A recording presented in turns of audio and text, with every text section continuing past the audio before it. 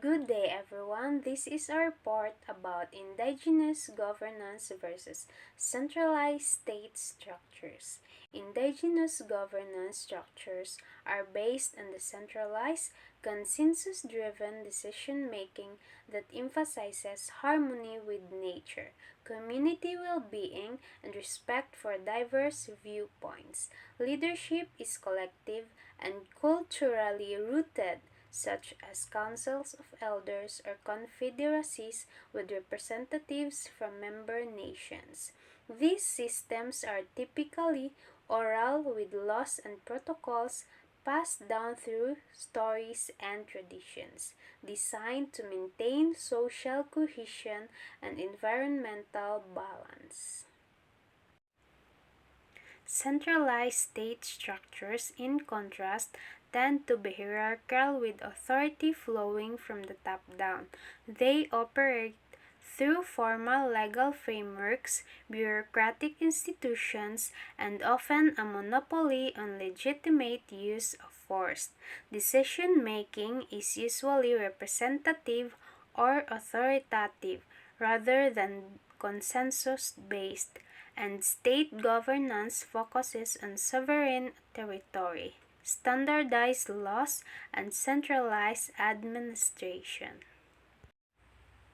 Stakeholders involved include indigenous communities with their traditional governance systems, state governments that assert jurisdiction and authority, and institutions like the National Commission on Indigenous Peoples or NCIP in the Philippines tasked with mediating between indigenous rights and state laws. Other stakeholders include civil society, NGOs, and sometimes private sector interests with economic stakes in indigenous lands. This slide discusses the tension between state governance system and indigenous priorities. It explains that issues arise when state laws and policy do not fully respect indigenous people's right to self-determine and their governance system. Power imbalances, lack of recognition for indigenous law, and conflict over land use and resources management lead to disputes. The pursuit of state-led development can contradict indigenous priorities, especially regarding land stewardship and cultural preservation. This slide focuses on the Indigenous Peoples' Rights Act or EPRA in the Philippines. It states that while EPRA is intended to recognize and protect indigenous rights, including self-governance, there are significant challenges in its implementation.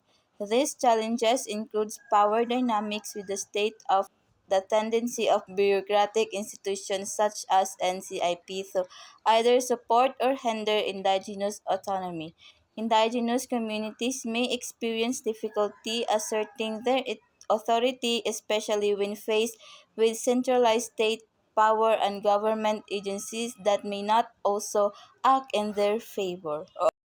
This slide explains that indigenous voices are often marginalized or excluded from important decision making, which is dominated by the institution. Although EPRA and the NCIP or National Commission on Indigenous Peoples aims to empower indigenous participation, practical obstacles like limited resources, bureaucratic delays, and competing political interests still limited indigenous agencies and effectiveness in governance.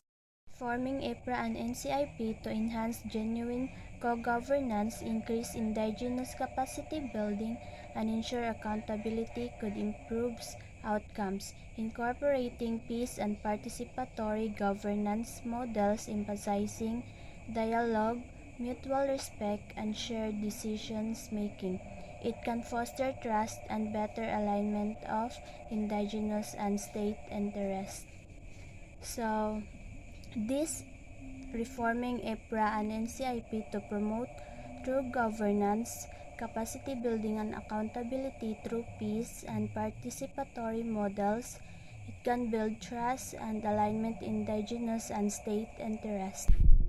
In conclusion, it highlights So, in conclusion, the case of indigenous governance versus centralized state structures highlights ongoing struggles for indigenous self-determination amid the state's sovereignty claims, meaningful respect for indigenous governance system supported by legal frameworks like EPRA and NCIP,